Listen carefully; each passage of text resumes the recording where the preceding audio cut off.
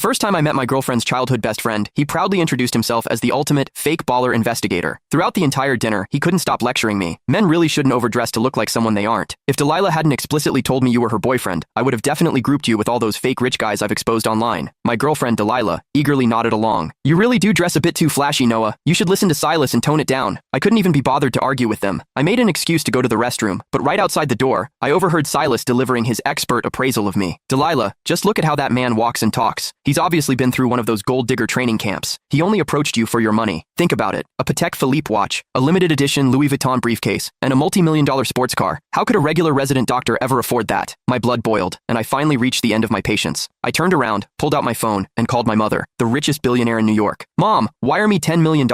I'm going to buy out a certain fake baller agency and teach this guy that wealthy women can actually have sons. As I hung up the phone, Silas's confident voice drifted out from the private dining room. Delilah was looking at him, nodding with absolute trust. I really wanted to see how Silas planned to test a real heir like me. When I pushed the door open, Silas was holding my Louis Vuitton briefcase, inspecting the lock and the leather from every angle with a condescending smirk. I'm telling you, young guys like you really shouldn't get caught up in comparing yourselves to others. The first step to becoming a fake baller is trying too hard to package yourself. This bag of yours is a rental, right? I almost laughed out loud. When Silas saw I wasn't speaking, he assumed he had hit a nerve.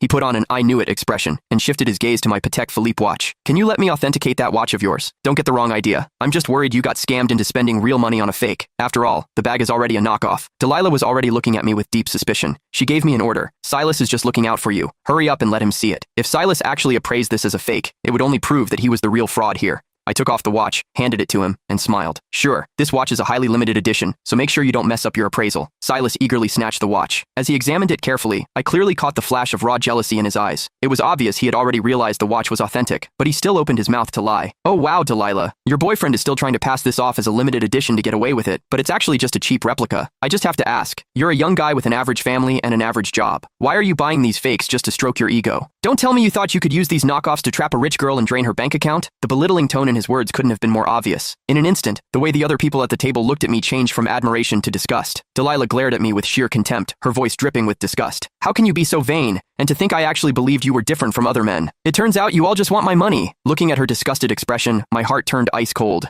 I used to think Delilah was just easily influenced, but that she at least had basic judgment. After all, we had been together for almost a year. Shouldn't she know what kind of person I am by now? I frowned, matching her dissatisfaction. Delilah, who is actually your boyfriend here? You just blindly believe a single word he says? Since that's how it is, I don't see any point in finishing this dinner. I stood up, grabbed my bag, and prepared to leave. Silas gave a fake plastic smile and chimed in again. Why are you in such a hurry to leave? Did the rental time on that sports car downstairs run out? Are you using this as an excuse to go return it? I was completely out of patience. I turned and demanded an answer. What makes you think my car is a rental? Silas patted Delilah's